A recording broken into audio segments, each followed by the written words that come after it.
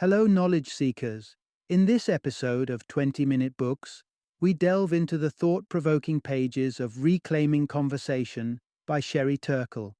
Imagine a world where constant digital interruptions, unanswered messages, and disinterest have become normalized. Can we alter this dynamic? How can we spark more fulfilling, genuine conversations in our tech ridden society? Sherry Turkle, a psychologist and esteemed professor at MIT, specializing in human technology interaction and psychoanalysis, takes us on a journey to answer these questions. Her profound analysis is a must read for anyone who finds themselves tethered to screens, for parents and caregivers shaping the digital experience of young ones, and for those craving deeper, more meaningful dialogues in their lives. Tune in as we unravel the essence of Turkle's powerful exploration on human interaction in our digitized world.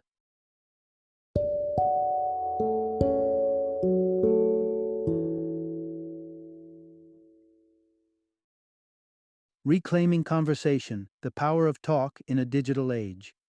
Introduction. Embark on a quest to rediscover the art of conversation. Remember the days when dining out, ringing up mom, or attending a party involved engaging in heartfelt talks and discussions? But alas, the landscape has significantly changed over the last decade. Now, we're more interested in clicking a photo of our dinner to share on social media than discussing the flavors. Sending mom an email about our day replaces a warm phone call, and parties are all about displaying the latest YouTube clip and messaging friends across the room rather than actually conversing with them. It seems that the simple pleasure of face-to-face conversation has become a lost art. But is this transformation really a cause for concern? The author strongly argues in favor of the necessity of conversation for our humanity. Conversation not only nurtures our empathy, but also fuels our efficiency and creativity, cultivating deep and genuine social connections.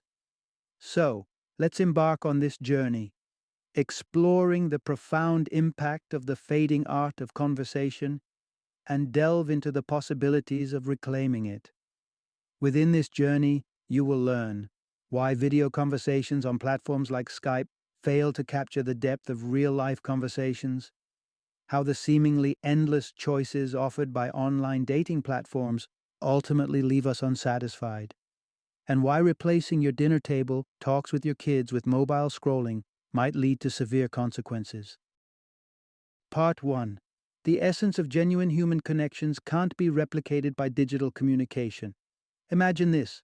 You're meeting a friend for a cup of coffee, and as soon as you settle down, they take out their smartphone. Does that make you feel slighted? Should you feel that way? Whether it ruffles your feathers or not, the presence of a phone during a conversation has an undeniable impact. It creates a barrier, disconnecting us from the person across the table. Research suggests that even a silent phone on the table can alter the course of the conversation. It creates a subconscious awareness that our attention might be required elsewhere at any moment, leading us to stick to shallow chit-chat and avoid exploring deeply emotional subjects. The presence of a phone on the table has been shown to foster a sense of disconnectedness among people. This points to a broader problem. Digital communication is obstructing the development of strong emotional bonds and empathy. A study conducted on college students showcased this effect by comparing face-to-face interaction with digital communication like video chats or online messaging.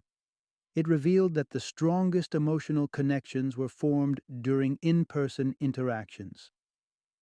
This finding underscores the unparalleled value of face-to-face conversations. When we converse directly, our facial expressions create an intrinsic link between our spoken words and our emotions. Plus, people engaged in an in-person conversation tend to give more undivided attention to each other than those conversing over platforms like Skype.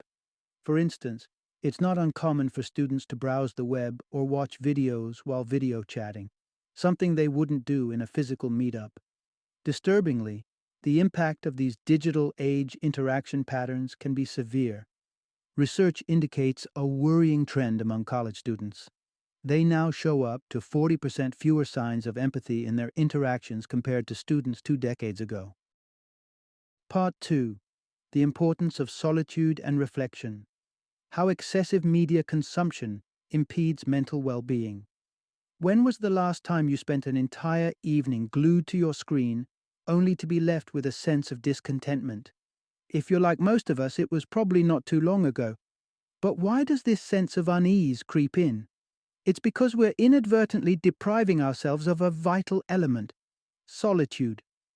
Surfing the net might give you the illusion of solitude, but the time spent in front of your screen is vastly different from time dedicated to solitude and introspection.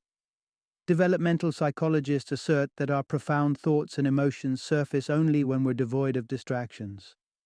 True solitude sparks activity in the part of our brain responsible for infusing our lives with meaning and purpose, shaping our identity. Unfortunately, those who've grown up with digital media often report a disconcerting dependence on online activity for their sense of self. They need to broadcast their feelings online to genuinely experience them. Solitude is also the seedbed for authentic self-reflection. Consider this: when we keep a journal, we unveil our genuine emotions and contemplate our experiences. However, sharing information online is often influenced by how we think others will perceive us. We tend to carefully curate our online persona, slipping into a performative mode rather than being truly honest. Our capacity for empathy, too, is endangered without solitude. Susan Cain, in her book Quiet, advocates for the importance of solitude, especially for introverts. But when it comes to empathizing with others, solitude is crucial for everyone. Only when we're at ease with our own company can we genuinely understand and listen to others. The relevance of solitude extends to our creative thinking as well. Psychologists have discovered that when our brains are not constantly responding to stimuli, they're free to explore, imagine, and create. Part 3. The unintended cost of digital distraction. Parents' smartphone use can hinder their children's development. Have you ever witnessed a parent at a restaurant, unfazed by their wailing baby, and just averting the baby's face away from the table? Sure, it's not the most sensible response, but isn't talking on the phone while ignoring your child's questions just as dismissive? Parents' interactions with their children are crucial. Children learn from these exchanges. Neuroscientist Nicholas Carr asserts that our brain development is significantly influenced by our actions, particularly in our early years. Therefore, when children lack attentive parents to teach them facial cues and effective communication, they may struggle to hold meaningful conversations as adults. While adults can relearn these skills if they've been lost to excessive media use, children who never acquired them initially may find them extremely challenging to grasp later in life. What's more, parents absorbed in their screens often fail to inculcate empathy in their children. A study by pediatrician Jenny Radesky involved observing 55 caregivers as they spent time with their children at restaurants. The study revealed that these caregivers often prioritized their phones over engaging with their children. This trend is a cause for concern. When children are regularly overlooked by their parents, they may emotionally disconnect and resist interaction. This reticence, in turn, stunts their ability to develop empathy. It's clear, then, that parents need to set an example by consciously limiting their phone usage. Even when dealing with moody teenagers, the parent-teenager relationship can be lopsided, with teenagers demanding attention from their parents but not returning the favor. But this dynamic is natural. Consider Amelie, a university student interviewed by the author. She expressed annoyance when her parents used their phones, but when they attempted to hug her or engage her, she shrugged them off or turned to her phone. Yet, despite her initial resistance to the family's rule of no phones at the dinner table, she was glad her parents stood their ground. Part 4. How social media is rewriting the rulebook of friendship. Can you recall the last time you found solace from boredom or anxiety by scrolling through Facebook or another social media platform? The mere feeling of being connected to others can provide a sense of comfort. But there's more to this digital interaction than meets the eye. Social media allows us to connect with others while shielding us from the vulnerabilities inherent in face-to-face conversations. The author undertook a series of interviews to delve into people's perceptions of digital interactions. Rona, a high school senior, divulged that she found texting comforting. By comforting, she meant the immediate satisfaction she derived from her friends promptly responding to her texts. Texting provided her with a safety net, enabling her to control her expression without exposing her emotions through physical cues or tone of voice. It also afforded her the time to craft responses that projected the image she desired. The author noted that young people were increasingly averse to phone calls. The spontaneity of verbal conversations often deprived them of the opportunity to carefully tailor their responses, leading many to dodge real-time conversations by replying to a phone call with an email instead. Adding to the complexity is the mounting social pressure to maintain constant availability through social media. It's no longer enough to merely have a Facebook account. The expectation now is that we should be accessible at all times. Even middle schoolers feel this pressure, often describing their constant readiness to respond to friends as a duty, sleeping with their phones within reach in case of an emergency. Unspoken rules like these are reshaping expectations of friendship in the era of social media. For instance, when the dean of Holbrook School in upstate New York asked 60 students about the most valued quality in a friend, the majority cited someone who could cheer them up or make them laugh. Only 3 students mentioned trust, mutual care, or kindness. Part 5. The Illusion of Digital Romance. Online love often falls short of reality. Have you ever been drawn to someone's enticing and intelligent online profile, only to find yourself utterly disappointed when you finally meet in person? This is just one of the countless ways the digital realm can toy with our perceptions.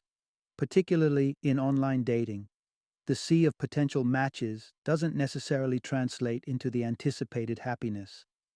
A famous study exploring the link between choices and satisfaction offered participants either a limited or a vast array of chocolates to choose from, and then gauged their satisfaction with their selection.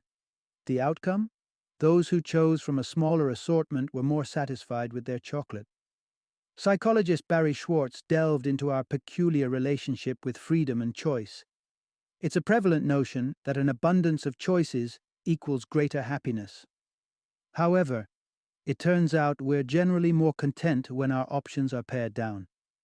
This is why the endless parade of potential partners on online dating platforms can ironically contribute to our discontent. But the abundance of choice isn't the only downside of online dating. This virtual space has also introduced a new norm for non-communication. Consider, for instance, when someone loses interest in an online exchange. They often simply stop responding.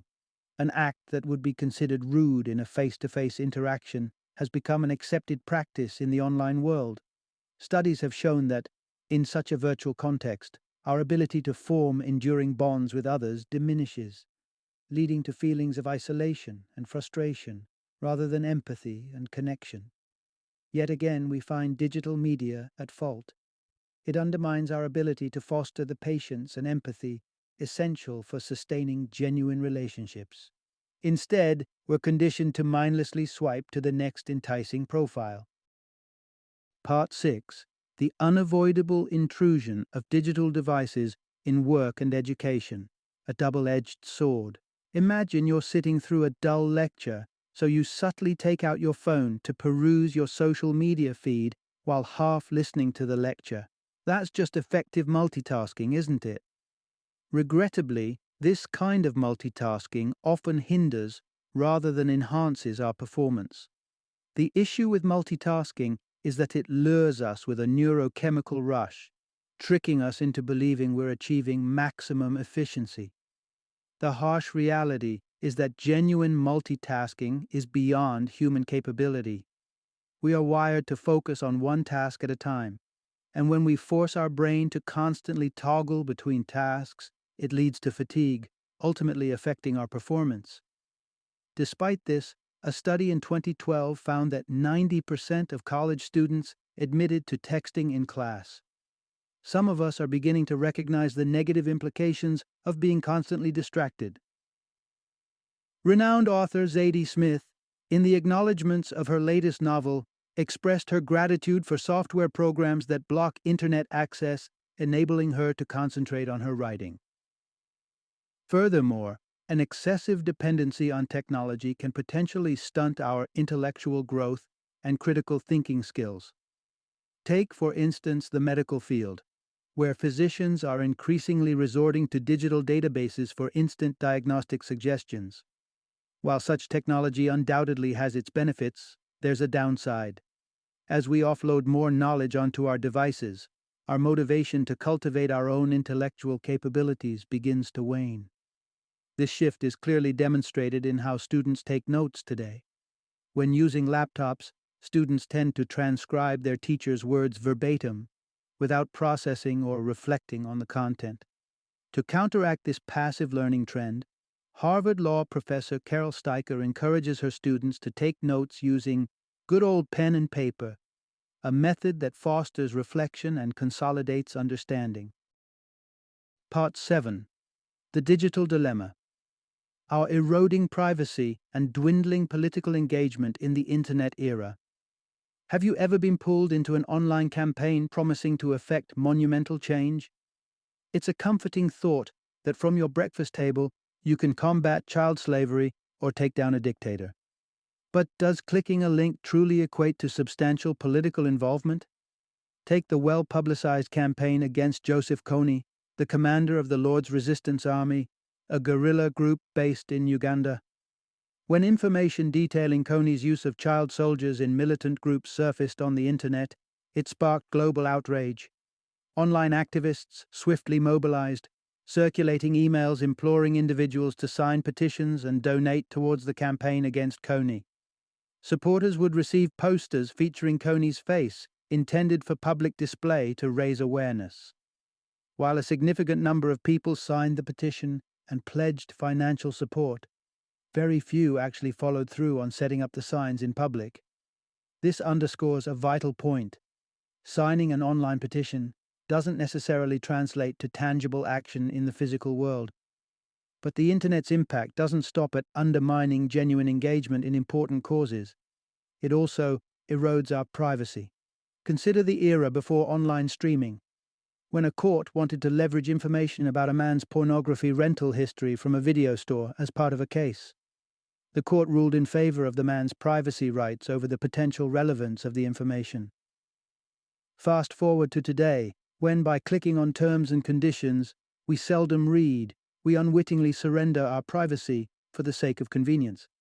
This includes our physical location. With apps like Looped, Friends, and not always close ones, can monitor your precise whereabouts using your mobile phone's GPS capabilities. This further diminishes any sense of privacy and opens the door for potential misuse of such information by governments and corporations. Part 8. Using digital challenges as a springboard to better understand societal needs. Remember your last vacation? Did you choose to leave behind your digital devices? Did you seek out a place without Wi-Fi connectivity? While the thought might instill a sense of anxiety initially, disconnecting from digital devices can open up a peaceful space of timeless tranquility. Disconnecting from digital media is one way to tap into our creative potential, an essential resource for all of us. Vannevar Bush, a renowned engineer, envisioned in 1945 that machines would liberate humans to excel in slow, creative thinking. It's not too late to realize this dream if we can master the art of smart technology use. For instance, when you're feeling overwhelmed by an overflowing email inbox, resist the temptation to respond with lengthy messages immediately. You can opt to send a quick reply, assuring the sender that you will take the time to provide a thoughtful response soon. Following this, give yourself permission to disengage and do something creative, like playing your electric guitar or painting. Another lesson from the digital realm is recognizing our need to engage in open discussions even when we disagree. This reluctance to delve into contentious topics isn't confined to the digital world. In the US, for example, it's become common for Republicans and Democrats to avoid discussing issues with those holding differing political views to sidestep potential conflicts. Our curated online news feeds reinforce this, as we primarily share thoughts we believe will resonate with our circle. But what about stepping out of this echo chamber and embracing controversy? Imagine shutting down your computer and engaging in a conversation about immigration with your neighbor. We need to examine and discuss the challenges posed by the internet. For instance, in the realm of online privacy, we could hold internet companies accountable for data protection in the same way doctors and lawyers are legally required to keep their clients' information confidential. We can find solutions to these digital challenges if we dedicate time to think about them critically. Final summary. The primary takeaway from this book: while digital devices are undoubtedly beneficial, it's crucial to use them in a way that doesn't undermine our capacity for deep, creative thinking, genuine conversation, and the cultivation of empathy and love in our relationships.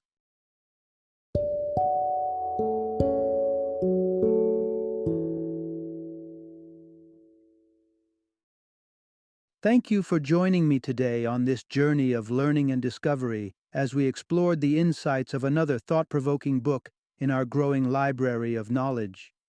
If you've enjoyed our time together, please take a moment to follow our podcast, give us a 5-star rating, and share 20-minute books with other knowledge seekers. Your support truly means a lot. Don't forget to join me again in the next episode, where we will delve into another enriching book. Until then, happy reading and happy listening.